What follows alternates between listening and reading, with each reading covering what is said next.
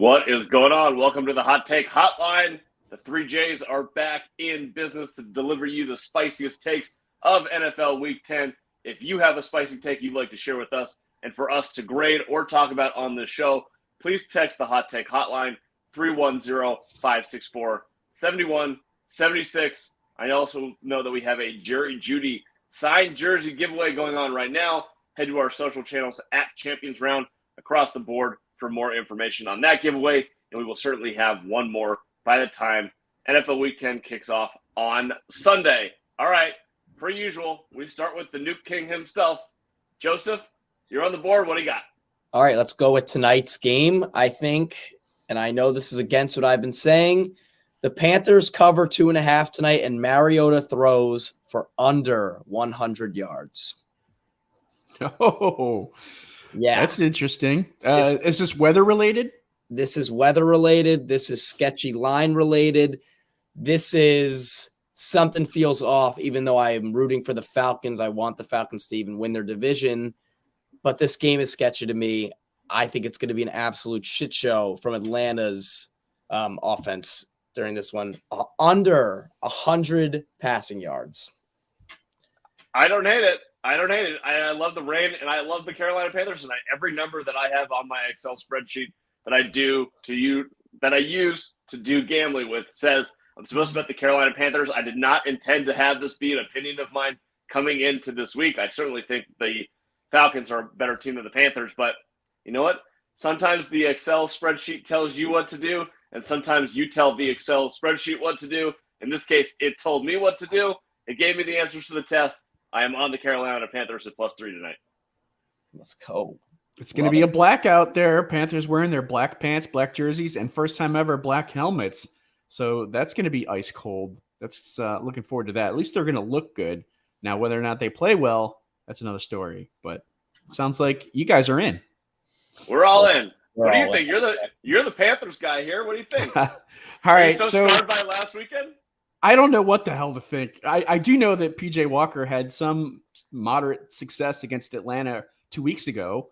So unless Atlanta changes things around, or maybe there's like just one fluke play that kind of dictates how this game script goes, it seems like they might have some offensive success, which we haven't really seen from Carolina that much. But for whatever reason, they were able to do something against Atlanta. So who knows, man? Who knows? The defense, I think, would have to step up. And like you said, Joey, if Mariota is going to throw under 100 yards, Carolina's defense is going to have some sort of a say in that. They're an ingredient in that dinner. So I'm not sure what's going to happen or transpire there, but I'm all on your side. That sounds good to me as a Panthers fan. Also, as a Panthers fan, though, I kind of hope that it's. I like the fact that they're close to having a solid draft pick in the upcoming draft. So if they win, play well, and then lose at the end, kind of like they did in the initial meeting, I honestly think I wouldn't be that too sad about that. Fair enough. So, Jeff, what do you got for your hot take? Oh, wow. Let's go with this one. Right now, currently, the Chargers are the 7th seed in the AFC, but I don't think they're making the playoffs this year. I'm going to say, and this may not be that much of a hot take, but you've got New England at 5-4 right below them, and the Chargers right now are 5-3, and they're a lucky 5-3 at that. In fact, they have a negative 21 point differential, which is shocking considering their record, but they should have lost last week against Atlanta. The Bengals are right there as well at 5-4, and who knows what's going to happen with the Browns and Deshaun Watson? Is that going to be a kind of a bump or a spike in their level of play when Watson returns? So I don't know. I mean, looking at the Chargers schedule, they still have San Francisco, Kansas City. They have Tennessee in there. The Rams, who usually play them fairly tight, right? And the Battle of the Stadium, of course. A game at the Colts. I don't know. I just think that the Chargers are out. Wait, did you just throw a game at the Colts in there? You had me until that. Well, the Colts beat the Chiefs at the Colts. Yeah, that was a much different Colts team at this point. They had a healthy Jonathan Taylor. Matt Ryan was the best game of the year. Frank Reich, like Jeff. Okay, we can get into that a different hot take, but that's another hot take is whether or not the Colts are going to sink or swim with Jeff Saturday as head coach. Because I'm actually excited to see how he's going to do. It could either be just a nightmare, or it could be like one of the better stories of the year. I only have 3 opinions on which way that goes. Either he's sinking because he weighs too much, he's sinking because he swallowed too much water, or he's sinking to the bottom of the ocean because he's got concrete feet. All right. There's only one. It goes south, souther, and southest. That's it. We'll see, man. We shall see. I mean, I tend to agree with you, but I love the opportunity where there is a chance for him to at least kind of show what he can do. But don't you think it's such a slap in the face to every other NFL head coach who's come through, has worked his way through the system, to just be like, oh, he's just buddies with the owner. Here you go. Here's 8 games as a trial. You have John Fox in there. You have Gus Bradley in there. Seasoned pros. You can debate whether they're good head coaches or not, but they're well respected within the league. They're professionals through and through. I'm not saying that Jeff Saturday isn't, and I'm not saying necessarily that it's his fault. Like, he shouldn't get any blame for being given the job and accepting the job. Good for him. It's more on the organization and Chris Ballard probably a little bit, but really this is a Jim Irsay decision. And I tweeted this out a couple days ago, but Jim Irsay went on this whole thing about we should be doing things right in the league. You know, we have this process. We're defending the shield against Dan Snyder, which are comments that I thought were fabulous and needed to be made. Was he the right person to deliver them? I don't know. But then you go out and you completely undermine yourself by being a complete fucking buffoon, firing the defensive or the offensive coordinator, then firing Frank Reich, then bringing in your buddy Jeff Saturday to be – it's absolutely unbelievable. I don't understand why he would be able to do what he did. I feel bad for everybody involved in the Colts organization and their players, and I expect the rest of the season to be an unmitigated shit show. Okay. All right. Well, that's a good take right there. I mean, it absolutely could happen, especially with the state of the team as it is. And then here comes Jeff Saturday, who has no coaching experience whatsoever outside of high school. So, yeah, unbelievable. Yeah. Back to the Chargers take. Oh, yeah. Thanks, Joey. Save me. I am with you on that. I think they missed. That whole entire system is looking like an absolute disaster this year. Backing up the wonderful point that I made at the beginning of the year that Justin Herbert was so overrated. And everyone was sitting there drooling, licking their lips over his deep ball, over the play, like the playmaking ability that he has and his strengths, his talents. And now Justin Herbert is sitting at 30th place in completion percentage, 15-plus yards downfield, 30th place yards per attempt, 15-plus yards downfield, and 31st% off-target percentage for passes 15-plus yards downfield. It can easily well be the system that he's in right now, but he is not the player that everyone was making him out to be as this unbelievable quarterback that's going to stay top 5 in the league, because he's clearly not right now. Had to get that off my chest, so that's it. And I'm sorry, I know you're an Oregon fan, you're a Herbert fan. What the fuck did you say? Oregon? Oregon. Yeah, I don't say Oregon. I say Oregon. Yeah, that's how we know that you're from the East Coast. Man, well, some of it has to be the fact that Keenan Allen has been MIA as well as Mike Williams. But you're right, though, Joey. Those numbers, I mean, there's still NFL players who are wide receivers lining up on that offense who just aren't quite getting it done. Barely. Right? And Herbert is doing what he can. Let's not forget that he had a rib injury too as well. And who knows if that's still bothering him, even though he doesn't necessarily say that. It's not his year. Here's the counterpoint to that. They are 5-3, and they've had the season from hell. Yeah, basically. And I do not like Brandon Staley that much. I'm not going to try it anymore. Like, I think that the analytics have proved he's a little bit too much into it. His hiring of Joe Lombardi as offensive coordinator, given the quarterback that he had in place, is beyond worthy of being fired. And I certainly think that Lombardi should go. I also love the idea that Sean Payton has a house in Marina Del Rey, which is about 10 minutes away from where the Chargers practice facility is. So that would be great for Herbert. But you think about what's happened to that team. The defense that they spent all this money on did not come along. J.C. Jackson's out. Joey Bosa's out. Rashawn Slater's out. Keenan Allen out. This is like 4 of your 6 best players, and you're still managing to get to 5-3. And yeah, you're right. Herbert hasn't been great on deep passes. He's also been thrown to shit, but he's found a way to manage his way into these games into a 5-3 record. Now, is he the MVP candidate that we all thought he would be before the season? No, maybe not, and that's probably fair to say. But I would say, given that everything that's happened around him and what he's dealing with, I think that 5-3 is probably a really, really good outcome for him at quarterback after what we've seen. All right, fair enough. Yeah, I'm not shitting on Herbert at all. I think Herbert's a great quarterback and it's going to stay a great quarterback. But the hype fizzles. We'll see. All right, what do you got, Jason? I'm going to go directly to Joey's head now. Geno Smith is going to win Comeback Player of the Year, and you and Steph are fucking idiots for thinking that he's not going to or should not be able to because he's not coming back from anything. Good. Okay, you can say that all you want. Great. Comeback Player of the Year, whatever. Shouldn't you have been something at one point before you get that? It's not how the voting works. It's not how the media works. So you guys can bitch moan all you want, but I'm going to grab that minus 135 and take it to the bank because Geno Smith will win Comeback Player of the Year, and he certainly deserves it after the year that he's having for the Seattle Seahawks. Listen, Geno Smith, after looking up what the award, like really, I was going deep digging on this award, and it is first mentioned that the first ruling to be eligible is coming back from an injury or hardship or something. That's not Geno. But then in the second thing, it also what says— do you mean not a hardship? He had to back up Russell Wilson and be in the same room with that guy for 5 years. All right. That's a hardship. All right. That's another way to look at this. He was on the Jets, too. That's also a hardship.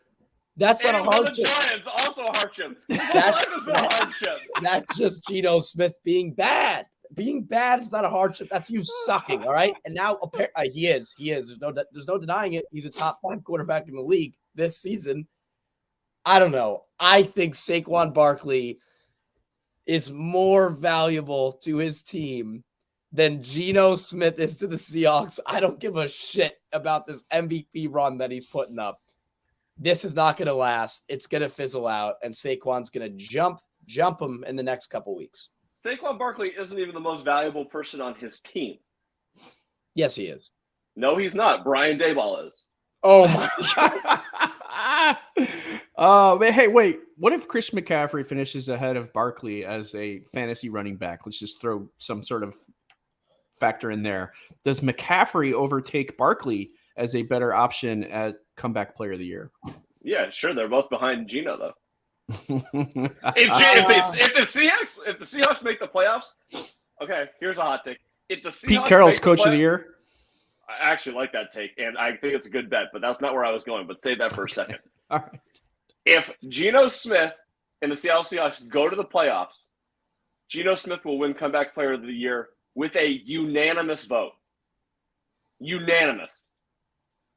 That's the hot take. I agree, and I am one that actually is rooting for the Seahawks. So hope it happens. I just think if everything plays out and the Seahawks don't make the playoffs, the Giants continue to win games, give the award to Saquon Barkley.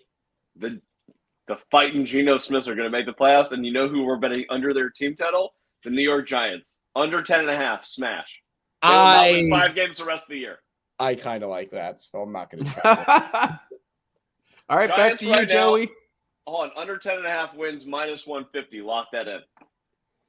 Under 10.5 is what? Minus 150. Minus 150. Okay. All right.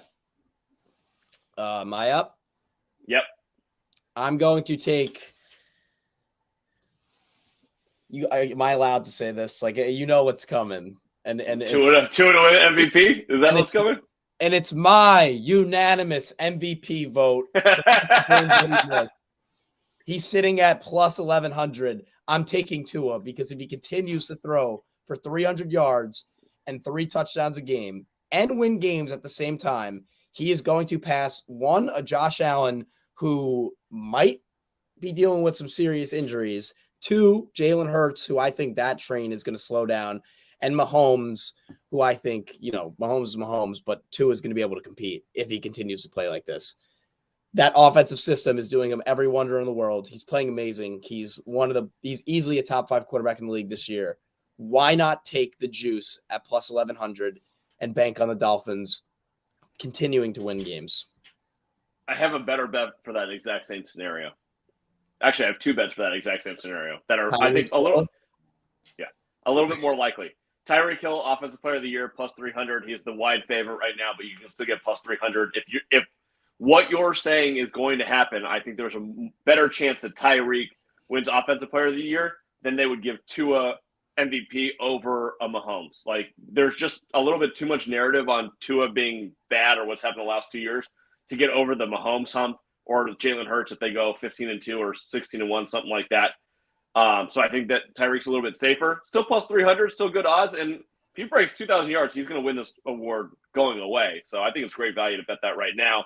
And then also, if you think that and you're down on Josh Allen, why not sprinkle on the Miami Dolphins plus 400 to win the division? Division already did 3 days ago. 2 days ago. I love it. Why not? That's such a good bet. I'm not worried about the Jets one bit, even though they kicked our teeth in. But that's when we had Skylar Thompson, who, R.I.P. man, thought he was the guy. But I like the divisional bet. I rolled with that too, and I'm going with my man Tua to win the MVP and shut the league up. That's fair, but in my opinion, that would be the third on like that order of operations there. I would do Tyreek 1, Miami Division 2, and then Tua 3. Oh man, I wish you could parlay those. If you're going to parlay those, you should have Mike McDaniel to win Coach of the Year also. I already have that hammered from the beginning of the year. We talked about that earlier in the year. Actually, speaking of which, I think we have the top 2. We have Kevin O'Connell and Mike McDaniel. I think they're the top 2 right now. Oh, Nick Sirianni's up there, which we missed. Yeah. McDaniel really took a hit when they lost the 3 games when Tua got hurt. But if they keep on winning and they win out, give it to me. Jeff, what do you think about any of this bullshit? Well, I mean, I would say, if anything, winning the division would be a good bet to play. Him to a winning MVP, I mean, I suppose it's possible just because MVPs tend to go to quarterbacks. Tyreek Hill, Offensive Player of the Year, that makes a lot of sense. I don't see anyone coming close to him right now. So, yeah, I don't know. I like it. It's not like a super hot take, but I like it. All right.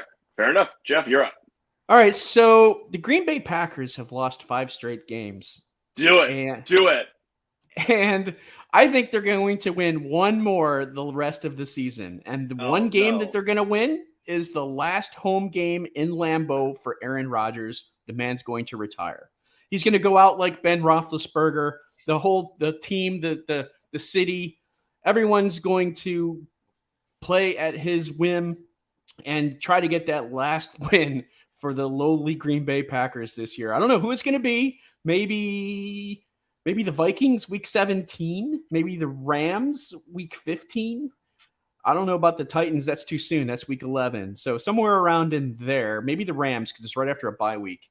But yeah, I think Rodgers wins one more game, and the entire team wins one more game, and he retires at the end of the year. I mean, you don't lack for spice there, my friend. Holy shit. I'll counter that, and I'll say that Aaron Rodgers loses his last game and goes out a loser in Green Bay, because the way he's acting and the whole situation with him, his team, his coach right now is actually embarrassing. I think he took too many of the psychedelical outcome drugs this offseason, because this is absurd. Did you see he came out and said, I forgot the exact quote, but he said something. He said the offense needs to be more simpler. And they asked, Coach, what do you think of that? And he said, I have no idea what he means. That they're a disaster. They're a dumpster fire. He should have retired last year. He's on his way out now. And it's going to be a harsh retirement for AR. Yeah, I'm giving him the benefit of the doubt. I'm saying he's going to win that game, and that's the only game that they're going to win the rest of the year. That's it. Okay. I have like 4 spicy takes right now. I don't know which order to go into. Stop the spice. Hey. Stop the spice. Okay. No, number one, there's no chance he retires after this year. He's going to make $58 million next year. I don't care how old you are or how much you hate football. You ain't turned down $58 million. So you guys are wrong on that part. Number two, I think there's a chance in the offseason he could get traded for Trey Lance and go to the San Francisco 49ers. Number three, I think that the Green Bay Packers win this weekend against the Dallas Cowboys. Okay. Was that where you thought I was going, Jason? That's where I thought you were going. When I thought you were going to say this week. Well, they've got the Mike McCarthy rematch. I thought you said they were going to win one more game this year, and it was going to be this week, and I was going to be like, yes, I love that take. Now, don't like that take as much. Oh, well. Just the thought of him going to San Francisco with that offensive system, just the thought of that is making me sick, because that would be an easy Super Bowl team. Like, we could clip this right now. We could quote that. If he goes there, they're winning a Super Bowl in the first year.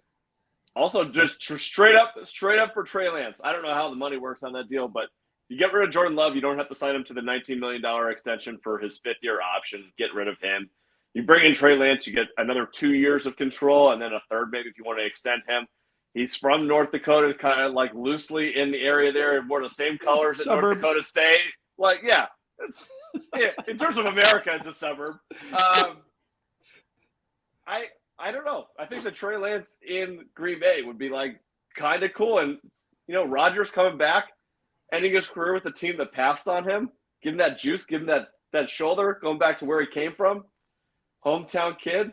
I don't know. I think it makes a lot of sense for the 49ers to do it. Where do you think Jordan Love turns out? CFL. Doesn't matter. I don't know. Are you counting him Seattle. out? Seattle is a backup to Geno. So he'll be comeback player of the year in 4 years. And you can yell at me that he never came back from anything again. Geno Smith is not winning comeback player of the year. Yes, he is. Take a breath. What was it? Unanimous.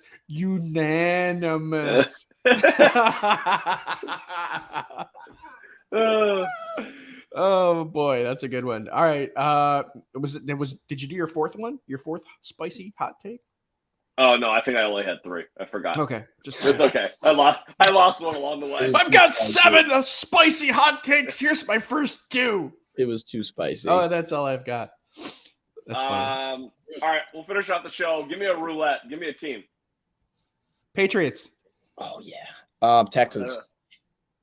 They're on a bye week. Take your pick. Like, we just moved the wheel of fortune here. Wait. Let's go Broncos. Oh, now we're going. Okay, Denver wins this weekend at Tennessee. Easy. I put that in the Rod Around Moneyline Parlay plus 120. Love that.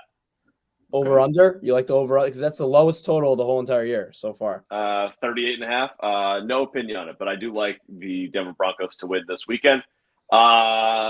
Houston Texans. I think they can compete with the Giants this weekend, but let's say they're definitely going to draft a quarterback number 1. I'm trying to do a spicy take on that. Oh, how about this? They get the number 1 pick and they don't take a quarterback. They trade it. I don't know to what, but they trade it. Yeah, that's possible. Get a king's ransom. Yep. Keep Mills. And keep building up the rest of the year program. Get more depth, get more pieces. Maybe they don't like one of the 2 top quarterbacks, Young or Stroud at the top of the draft.